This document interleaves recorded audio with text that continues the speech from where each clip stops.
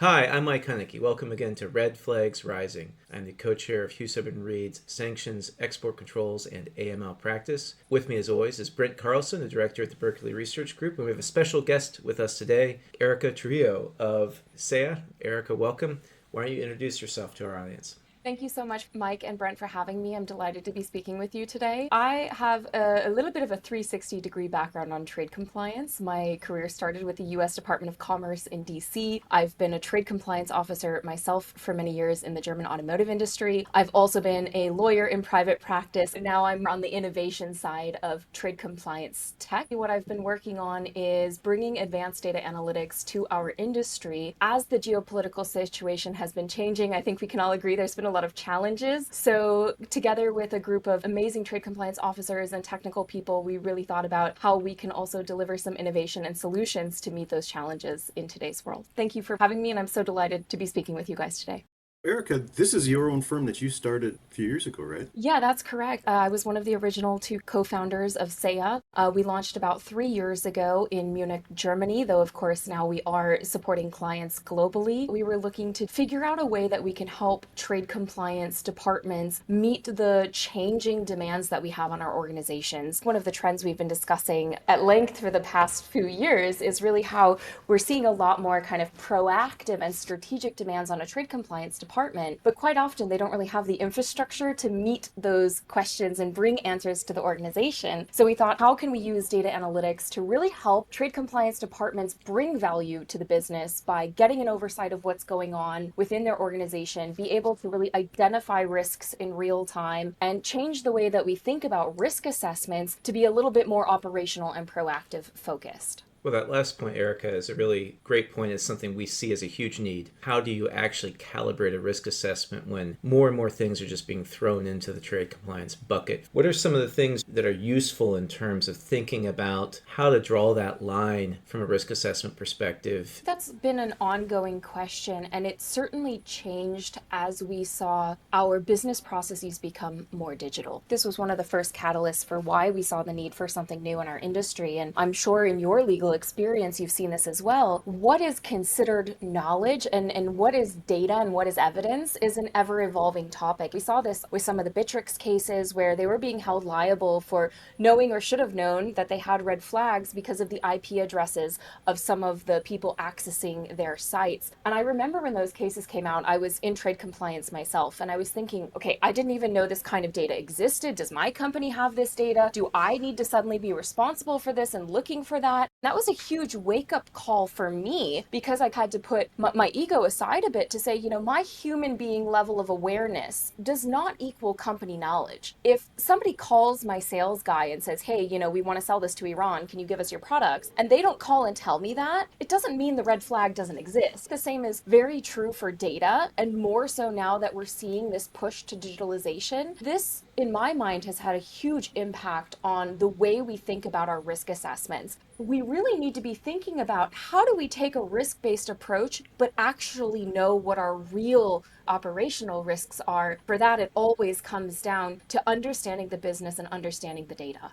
Totally. And, we're in a world where things are moving very rapidly. And I think Brent and I have the view that's already moved from what was maybe misperceived from a legacy perspective of trade being kind of a administrative paper, obviously now digital, but check the box almost type of operation, to one where, as you said, wait a second, my company's knowledge is not just what I know. It's not just what the sales team knows. It's what we both know. We see that across a wide variety of regulatory environments. In the US, we call it the collective knowledge doctrine, whether it's reason to know in the context of OFAC, whether it is the high probability standard or reason to know in the world of export controls, whether it's those same high probability standards in the inbound rule, ICTS for the US, the outbound investment rule of Treasury. Everything's moving to this world where that's exactly how you have to think. It's not just what is sitting on your laptop in front of you. What does your company know? And knowledge being defined as a full definition of knowledge to include all these definitions that were really designed many years ago to specifically make it difficult to have plausible deniability or willful blindness. Mike, I would love to also hear your thoughts, or Brent, of course, yours as well, on a distinction that I often like to make between what I call internal and external data. A lot of people, when they start talking about red flags and they're discussing, how far should we go in due diligence, they're really thinking about how they engage with that external data. How far do I need to go in the Google search or these connected charts, right, of ownership? But there's a big difference in my mind between information you didn't find when you went out looking for it versus internal information or internal data that's sitting within your own company. It already exists, especially when we get into the legal discussion of what is or isn't knowledge. I see a big distinction there, and I would love to hear your take on this. Quite often, we see the answers are hidden in plain sight. Companies actually sit on a lot more information than they may think they have. It may be distributed throughout the enterprise in a fashion where it may not be fully collected either. I think you make a really good point in understanding the business and what's driving that. Where could be some of those more riskier sales channels, and then understanding where's the data internally that goes with it. Because also, you need internal and external data. You need both to calibrate each other. Otherwise, it's taking information in a vacuum. Once you can triangulate that, I think you get to a pretty good picture. Well said, Brent. I think the other thing, Erika, that we worry about, clients and companies worry about as well, is to your point about external versus internal. External data is really self-certified. You're essentially asking, for example, for an end-use certificate, and it looks great. It's got a good title on it. Somebody signs it. Maybe multiple people sign it. But at the end of the day, it's a self-certification. Getting to the point where you can leverage data you have that maybe you couldn't previously leverage, that is way more reliable, and maybe it's way more insightful because it's dynamic, it's holistic. You can see across the business where you need to. You certainly can see across time where you need to. You highlight so many points. In my head, immediately two things come to mind. First is contextualization, and the second is prioritization. First, on the contextualization side, the difficult thing with early data analytics was being able to put what is sometimes interesting but not very informative information into context of the business. We saw a really interesting scenario with one of our clients where we highlighted for them that one of their core drivers of circumvention was a particular EAR 99 item going from Brazil to Paraguay. And they came back and they're like, oh, there's something wrong with your solution because, it's EAR 99. This is a company that does direct business with Russia still legally. They do business with all of the different transshipment countries. They're chock full of dual use items.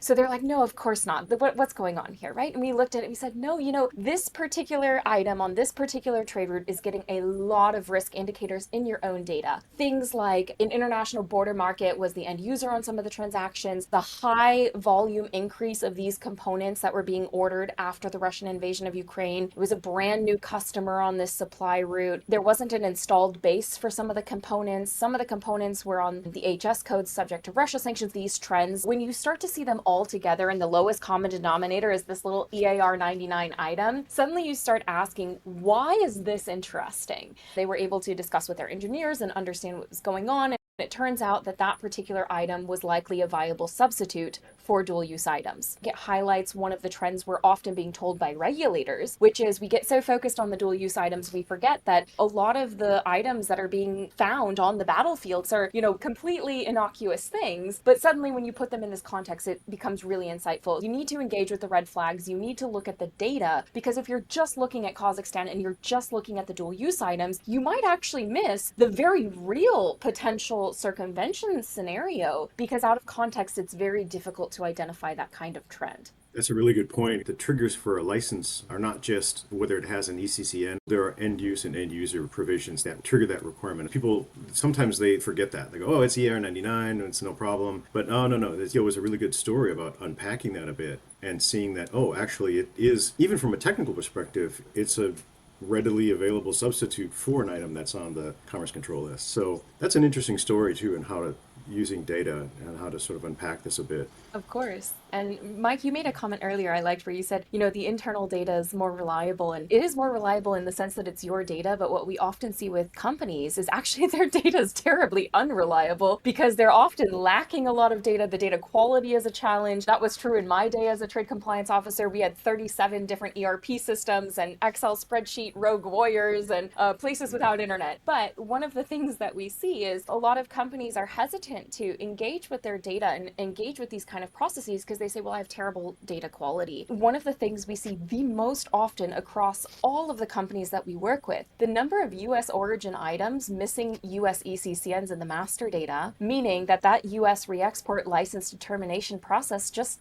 never happens. If you're only having the small view as the trade compliance officer, you think you've caught it all because everything with that US ECCN is triggering this process. But what about those items that are literally stored in your system as US origin that never get that trigger? Or maybe you're importing a particular product, let's say into Europe from the US. You only have imports from the US of that particular component, yet you're exporting it without these classifications. Sometimes the risk that we need to be measuring in these kind of risk assessments isn't always necessarily the regulatory risk exposure. It's quite often the operational risk exposure coming from these kind of root causes like data governance, suspicious third-party behavior, things like that. They're not as cool as the big circumvention topics, but quite often they have the biggest impact on the operational processes of the company that we see. If someone listening is in a smaller company, maybe mid-sized company, what's a way for them to think about how to gradually enter into this type of analysis step by step? That's such a good question because I think especially the medium-sized companies are the ones most often overlooked. They're really the ones where you maybe have one person who's responsible for export control, sanctions, customs. I've seen people also being responsible for logistics and ethics, and they're wearing a lot of hats with a very limited amount of resources, especially either if they have a lot of business partners or if they have more sophisticated items.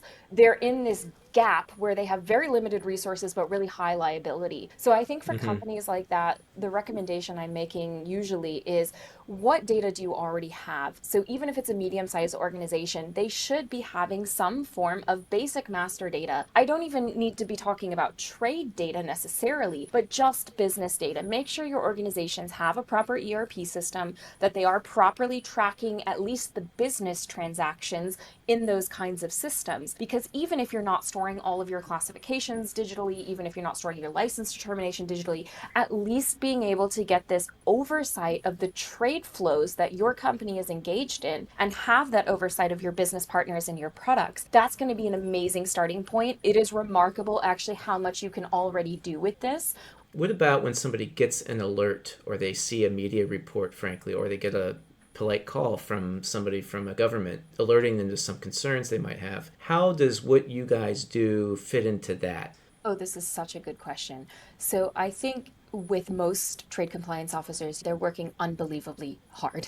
So the question is, are we working hard on the right things? As things come up, can we understand what the root cause is so that I don't have to fix this problem again tomorrow? And then I think you can really get in and fix the operational process preventatively. Now, on the flip side of this, maybe something bad has already happened, and you need to understand what is the full scope of the bad thing that's happened. Secondly, what is the actual risk indicators that are occurring here, and what's related? Is it the whole trade flow lane that's the problem? Is it particular products that are at issue? Is there a specific business partner that's the concerning element here? What I like to do is really pinpoint, okay, what is my core root cause? And then what we're able to do is, once we've kind of grouped this root cause, once we've kind of grouped the issue, we now have the full list of affected transactions with all the transactional details. You click your export button on your Excel spreadsheet, you send it to your lawyer, you have a very clear scoped issue of what you're dealing with. You have all the transactional information available, and then you have that full list of affected transactions with details. Everything is clearly very scoped and organized. In that way, we're not sitting there trying to look for the needle in the haystack. We fly the magnet over, all the needles pop up. This is what we need to fix. It allows us to do a lot more with the same amount of effort. I'm curious also, in terms of your experience dealing with a lot of different companies, what are some of the top operational snafus that you encounter that need to be sort of untangled a little bit that can unlock a lot of value for companies? I think it's going to be the boring answer of data governance, and nobody wants to hear that because they all have bad data. But I think at the end of the day, what we need to do is stop seeing data as a hurdle for doing trade compliance. We rely on data every single day to make legally binding declarations to the government. We're making very important decisions based on that data. So I think it's not enough to just say, oh, well, I have bad classifications, I'm missing data. This goes to my second point that I mentioned earlier, which is prioritization. How do we prioritize our efforts in trade compliance to take that risk-based approach and say, if I can only fix one classification today, which one do I pick? I've done a data cleanup project in my day in industry, and you get a 550,000 list Excel spreadsheet where everything is equal. The product that's going out tomorrow to China missing a US ECCN is equal to a product I haven't sold in my company in 20 years. How is this helping me? So really where we come in and where we think about this is to say, okay, let's prioritize the bad data governance in a way that we're ranking this by operational impact. By taking this prioritized approach to data governance, you can start at the top of the list and you know that I'm having the biggest impact on my risk exposure with the least amount of effort. That philosophy translates actually into many other areas of trade compliance, like due diligence, especially when it comes to my existing business partners. It sounds like it really comes down to a lot of blocking and tackling. It comes down to, are we doing the basic fundamentals? Are we focused on the fundamentals? Are we doing what we say we're supposed to be doing in our policies and procedures? And are we looking at this with a qualitative eye? It's like, what is really happening here? Unlocking that data and really focusing on the fundamentals to make sure that we can use that data properly can really unlock some real value. Yeah, definitely. And I think Brent also summed this up so beautifully in helping us answer this question. Does my trade compliance program work as intended? Are people following the policies and procedures I give them? Do my technical tools work? Oftentimes I like to say we just pray to the SAP gods and hope everything is okay. But are those tools actually working the way that they should be? Or do we have misconnections or data that are difficult for a trade compliance officer to see? That's really where data moves us into this proper feeling of assurance where you do know if your program is working or not. If you have gaps, you know exactly why those gaps exist and what you need to do to fix them. More importantly, you're able to communicate that. One thing I would love to get your guys' insight on is a lot of companies come to me and they're scared of what they're going to find, right? They say, what if we open Pandora's box on our data and then suddenly we have all these things that we have to do? We've already talked about the knowledge side of this. Of course, the simple answer is, well, you technically already know about them, but that's not necessarily the emotional response of people. And at least from my perspective, I think you were still taking a risk-based approach. And I've talked to the regulators, both in Europe and the US, from various of the organizations about this, and they say it's still a risk-based approach, but it's a defensible risk-based approach because you're able to now show, here's my prioritized list, here's everything I've done, here's all the mitigating measures, and I can actually identify where I have a problem and take steps to fix that. So in my mind, it's not changing the approach of doing trade compliance. It's just allowing us to actually defend the actions we're taking. But Mike, Brent, I'd love to hear your thoughts on this. I think you raised some good points. The U.S. government has access to data tools as well. The U.S. government, the Commerce Department, also increasingly has access to commercially available databases that provide this data. That information already is probably out there in some way, shape, or form. If there's a potential issue there, that may raise a flag from the government's perspective, and then they'll come knocking. One thing that's really kind of interesting also is Mike and I have talked about how the shift in export controls is moving to leveraging the full definition of knowledge under the EAR, which not only includes actual knowledge, but also an awareness of a high probability. All this data coming together like a mosaic. Each, kind of like you say, Erica, it's like each individual data point may not mean something, but when you take them all together, that's a clear picture. And then you're looking at issues around knowledge, which already existed in the company. They existed in some way, shape, or form that could be found out in commercially available data sets. I like your approach in just saying, well, let's just focus on the fundamentals and take care of the root cause and fix it so it doesn't turn into an even bigger issue. Well, we've talked about quality of data in a lot of different aspects. And one aspect, Erica, that came to mind while you were just speaking there was how good is data when we're just sending questionnaires to business colleagues? What kind of response rate are you getting? What are they doing to actually find the data? If you could just say, hey, I actually don't need any of your time. We're just going to look directly at the data, and then we're going to present to you what we think the data shows us. And then, look, if we got something wrong, then you can have that discussion. But you're not building this whole risk assessment structure on what is equally questionable data as what you might get from counterparties who also have an interest in hiding things.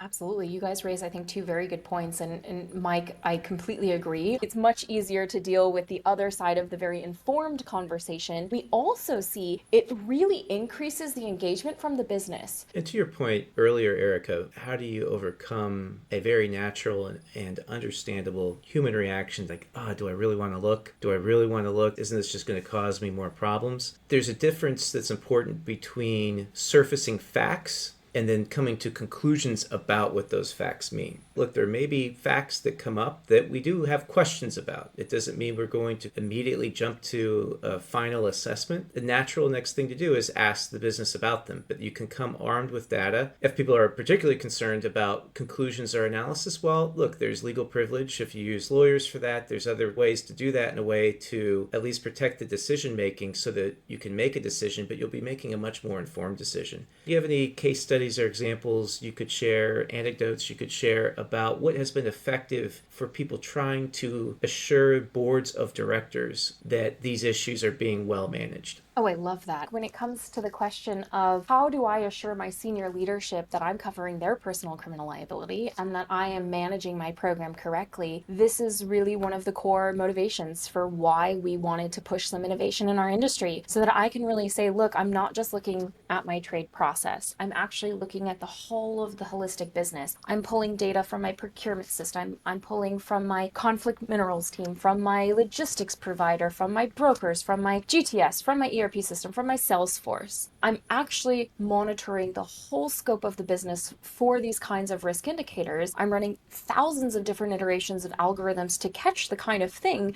that, an experienced trade compliance officer could look at and maybe have that gut feeling that something's a little off. And I'm actually able to package this in a way that is extremely actionable for the leadership to say, look, here's where our core risk exposure is. I'm doing X, Y, and Z to manage it. You're right on with those observations. Trade compliance now is a core business asset. It's critical path for global businesses these days. So it's got to be front and center of risk management, strategic decision making, where we want to develop the business and business planning down the road. Companies that are going to miss it can run into some really big pitfalls in this day and age, driven by ever-changing geopolitical dynamics. The world where it was 20 years ago is not where it is today. These issues now have to be front and center of any company if they're going to be competitive and successful in the global marketplace today. It comes down to having a defensible program. So we all have to make risk-based decisions. We also have to stand up and defend them as well. As long as we can do that with full confidence, then, sometimes the rain comes and sometimes the rain is hard, but the building still stands. Erika, what motivated you to start your own firm? What did you see that was missing out there in the marketplace? And what were some of the big challenges along the way going from startup day zero to hero? Oh, yeah, I think that's such a great question. Now, I loved actually my prior career. I loved being a trade compliance officer. I loved being a lawyer. I loved being a consultant in this space. But it was really difficult for me when I saw the challenges that I had as a trade compliance officer. And I had been going around the market to various service providers saying, this is my challenge.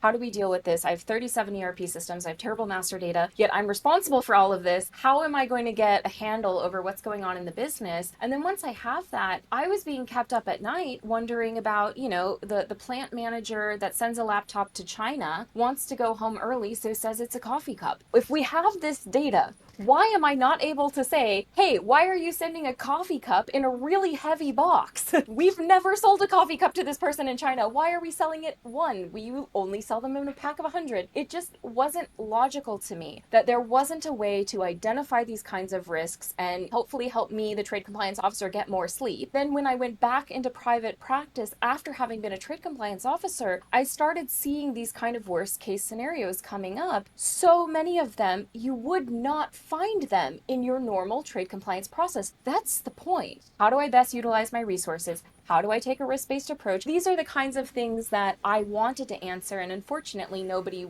was tackling this at the time. So I would love to say that I wanted to be an entrepreneur, but this was really something that was out of necessity, not out of desire. We needed to get over to that island over there of strategic trade compliance, and to get there, we needed a boat. So I had to build a boat, and fortunately for me, I was incredibly lucky to have met Marcus Brenscheit, our co-founder. So if I'm the trade compliance, he's the tech. He has a background in computer science, data analytics, and process mining. I somehow convinced this poor man that trade compliance was great. Imagine that you have no budget, but you have to do all these things and you could go to jail if you mess it up. And he thought, okay, great use case. It's been incredibly interesting and fun to get to this point. I don't think I could do a better managing up segment than this. That's a great story. Thank you. Necessity generates change, and it generates that necessary change. And it comes down to each one of us as an individual to find what motivates us, to find what problems that need to be fixed, because these are challenging times. There's a ton of problems that need to be fixed. But take courage, believe in yourself. And then when you do, things happen. Well, Brent Carlson has blessed somebody else with the opportunity to do Managing Up. Erika, thank you for managing up. That was very well said. Well said, Erika. Thank you so much, both of you. It was an absolute pleasure. That concludes this episode of Red Flags Rising. Erika, thank you so much. We'll include all of your information in the show notes. Thank you so much. Thank you. Be well. All right, be well.